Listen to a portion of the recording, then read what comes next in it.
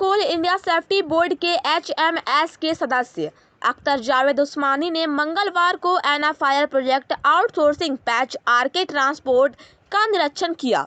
परियोजना फेस पहुंच सुरक्षा व प्रदूषण मापदंड की जानकारी BCCL अधिकारियों से लिया।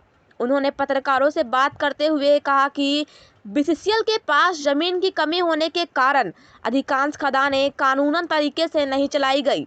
आकाश किनारी व बांसजोड़ा खदान से एना परियोजना की स्थिति बेहतर है, लेकिन पूरी तरह से संतोषप्रद नहीं है।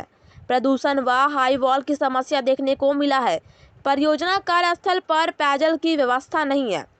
कोल इंडिया में प्रदूषण के कारण भारी संख्या में कर्मचारियों की मौत बीमारियों से हो रही है। लंग कैंसर, किडनी फेल सहित अन्य बीमारियों के शिकार हो रहे हैं। खदान में दुर्घटना से मौत के आंकड़ों से कहीं ज़्यादा, क्योंकि कर्मचारी भारी प्रदूषण में वर्षों काम करते हैं। प्रदूषण व सुरक्षा पर गंभीर होना पड़ेगा। भविष्य में कर्मचारियों से सेहत पर काफ़ी बुरा प्रभाव पड़ेगा। इस दौरान उन्होंने कुसुंडा क्षेत्र के महाप्रबंधक VK गोयल को सुरक्षा व प्रदूषण से जुड़े कई निर्देश दिए। उन्होंने कहा कि शिकायत मिलने पर जरूरत पड़ी तो दोबारा परियोजना पहुंच जायजा लिया जाएगा।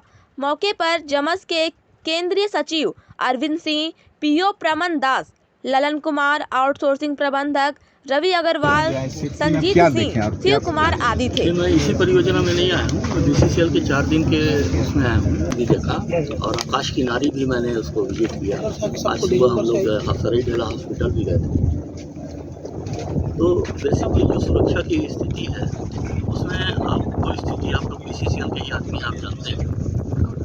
आदि जो स्थितियाँ उत्पन्न हुई हैं आपकी, क्योंकि BCCL के पास ज़मीन नहीं है और उन्होंने इस तरीके से खदान चलाया है जो कि अगर कानून से देखेंगे तो नहीं चलनी चाहिए, लेकिन ज़मीन है नहीं इनके पास। इस खदान की हालत बाकी 2 खदान जो मैं देखा हूँ उससे अच्छी है।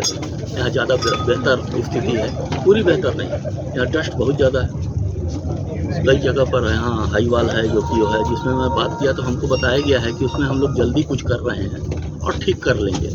तो मैं मैनेजमेंट पर उम्मीद करता हूँ कि वो ध्यान देगी। डस्ट के बारे में मैं इसलिए बोलता हूँ कि मैंने GM साहब से भी निवेदन किया है कि वर्कर के हेल्थ पर ध्यान दें, क्योंकि डस्ट के चलते आदमी को दिक्कत हो जाएगी इसमें। और सेफ्टी के हिसाब से आप देखेंगे तो बांस जोड़ा और आकाश किनारी से ज़्यादा बेहतर बेंचिंग और वो है। रोड ग्रेडियंट यहाँ बहुत ज़्यादा है, आवाज़ बहुत ज़्यादा है।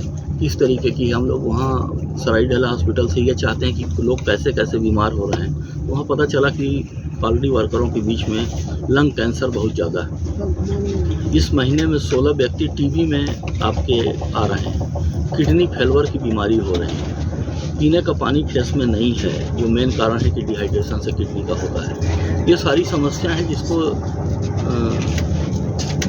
धीरे धीरे जैसा आश्वासन मिला है कि लोग ठीक करेंगे उसमें, और नहीं करेंगे तो फिर आऊँगा।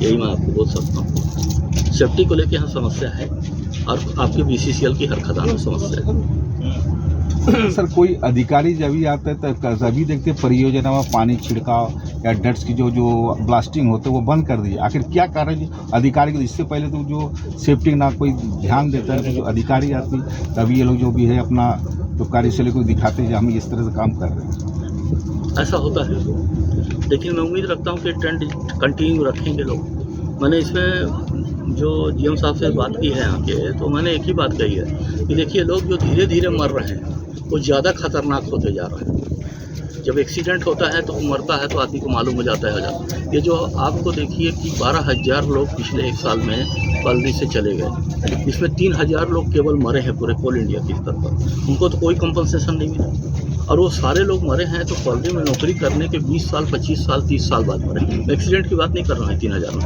मैं उनकी बात कर रहा हूँ जो अपनी नेचुरल डेथ से मर रहे हैं। उनके मरने की जिम्मेदार कहीं ना कहीं हम हैं, कोल इंडिया का मैनेजमेंट यूनियन भी है, क्योंकि हम उनके स्वास्थ्य को कभी भी प्रायोरिटी पर नहीं रखते हैं। जब तक हम स्वास्थ्य को प्रायोरिटी पर नहीं रखेंगे, जब तक हमें नहीं देखेंगे कि उसको पीने का पानी मिले, उसको डस्ट कम मिले, तब तक कैसे होगा? ये कोल इंडिया में समस्या है। इसलिए हिंद मजदूर सभा ने इस बात को एक मिशन बनाया है कि हम हेल्थ को सबसे पहले प्रायोरिटी पर रखें। माइंड सेट भी हमारा बोलता है, उसमें हेल्थ को नहीं बोलता कि नहीं होगा। Safety, welfare and health. Welfare जब पानी नहीं मिलेगा पीने का तो वेलफेयर भी इग्नोर हो रहा है और हेल्थ भी इग्नोर हो रहा है। परियोजना से सटे जो बस्ती वगैरह जो है उसका फिर विस्थापन के लिए क्या होगा? देखिए, विस्थापन की जो यहाँ की BCCL की क्रिटिकल स्थिति है, विस्थापित कहाँ करें, आपके सामने बड़ी समस्या है कि विस्थापित कहाँ करें। विस्थापित के लिए ज़मीन किसकी है किसकी नहीं है आइडेंटिफाई नहीं है, और जब तक इसमें राज्य शासन परियोजना से जो विस्थापित होने वाले प्रभावित लोग और BCCL का मैनेजमेंट तीनों मिल के ये तय नहीं करेंगे कि इस ज़मीन की क्या स्थिति है। राज्य शासन को भी मिल के तय करना पड़ेगा कि इस ज़मीन में जो आदमी रह रहा है उसका मालिकाना है, वो उसका टेनेंट है, वो केवल किराए पर रहता है, क्या वो अनऑथराइज इंक्रोचमेंट पर है। अगर उनका जो आप लोग खतियान बोलते हैं अगर वो सही नहीं है तो उसको फिर से सही करने की पूरी कवायद करना पड़ेगा धनबाद में BCCL में। जब तक वो सही नहीं होगा तब तक कोई आदमी को आप घर खाली नहीं करा पा रहे, जैसा मेरी समझ बनी यहाँ घूम के। तो इसमें जब तक प्रशासन नहीं तय करेगा फाइनल और कलेक्टर नहीं तय करने के लिए तैयार है कि ज़मीन किसकी है तो फिर कैसे होगा। फिर BCCL बोलता है कि ज़मीन इसकी नहीं है, वो आदमी परेशान हो जाता है, वो कमज़ोर है, कोर्ट में नहीं लड़ सकता। तो इसमें प्रशासन को तो एक्टिवली आना पड़ेगा और यूनियन को भी इसमें बढ़ चढ़ के बताना चाहिए, लोगों के साथ आना चाहिए कि बताए कि ज़मीन क्या है और आप जाओगे कहाँ। इसमें बहुत बड़ा समस्या क्या है कि लोग विस्थापित क्यों नहीं होना चाहते। मान लीजिए एक चाय दुकान है, मैं आपको बोल रहा हूँ यहाँ सामने है, वो डेली 100 रुपये की चाय बेचता है। आप जहाँ उसको विस्थापित कर रहे हैं, क्या वो चाय दुकान खोलेगा तो क्या 100 रुपये की चाय बेच पाएगा कि 20 रुपये का बेचेगा? अपना घर क्यों चला पाएगा? इसलिए विस्थापित नहीं चाहता। अपना स्थापित जो अर्जन का जो माध्यम है, उसकी अर्निंग की जो उसकी वो है, उसको नहीं छोड़ पाता। उसको आपको ऐसा इक्विटेबल अर्निंग उसको चांसेस देना पड़ेगा, इक्विटेबल अर्निंग। जब तक इक्विटेबल अर्निंग के चांस नहीं रहेंगे उसको, तब तक विस्थापन के लिए सामान्य नागरिक मैं हूँगा तो मैं भी तैयार नहीं हूँ। मैं अपनी यहाँ की कमाई छोड़ के नहीं जाना चाहूँगा। इसीलिए कोई ऐसे मतलब एक बड़ी योग करना पड़ेगा। अगर कोयला चाहिए तो आपको उसमें खर्च करना पड़ेगा, आप अपना RR पॉलिसी को बदलना पड़ेगा।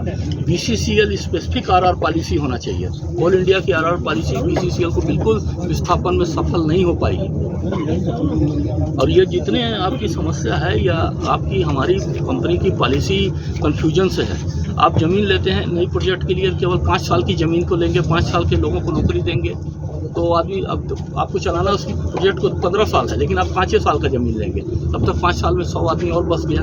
अगले बार विस्थापन के लिए फिर आप पाएंगे। हमारी कंपनी की सोच भी बड़ी छोटी है इस मामले में, सर एक बड़ी समस्या है। 0 माइनस किए थे सर क्या? तो मुझे जो दिखा, आपको बोला सबसे पहले मैं डस्ट दिखा, पीने का पानी नहीं है वो दिखा, और आपका यहाँ पर जो रात में जो आग जल रही है उसको वहाँ कोयला निकालना चाहते हैं, उसमें लंबी चर्चा हुई है हमारी। तो उसमें उन लोगों ने बोला कि हम पहले उसको आग में बेंच के ऊपर बिल्कुल मशीन नहीं ले जाएंगे, हम पहले आग को वाली जगह को पहले सफाइड करेंगे ब्लास्टिंग करके कहीं भी, जब तक आग नहीं बुझ जाएगी हम उसमें काम नहीं करेंगे, ऐसा मुझको बताया गया है। तो उसके खतरे से बचने की कोशिश करेंगे। डस्ट यहाँ बहुत बड़ी समस्या है, आवाज़ एक बहुत बड़ी समस्या है, पीने का पानी नहीं है, रोड का ग्रेडियंट में बहुत सुधार की ज़रूरत है। इनको बहुत सारी चीज़ें हैं जो कर सकते हैं, उस बारे में मैंने कहा है और मैं लिखित रिपोर्ट भी अपनी प्रस्तुत करूंगा BCCL और ऑल इंडिया बेसिस पर, और मैं बताऊंगा। और मुझको जो समझ में नहीं आया वो भी आपसे बता देता हूँ कि प्रकाश की व्यवस्था भी यहाँ मुझको कमज़ोर लगी, कि जहाँ काम करेंगे वहाँ प्रकाश की व्यवस्था नहीं है। तो उम्मीद है कुछ करेंगे, जानकारी में होगा, मैं ऐसा उम्मीद करता हूँ, और मेहनत करेंगे तो और जल्दी अच्छी हो जाएगी। Thank you sir.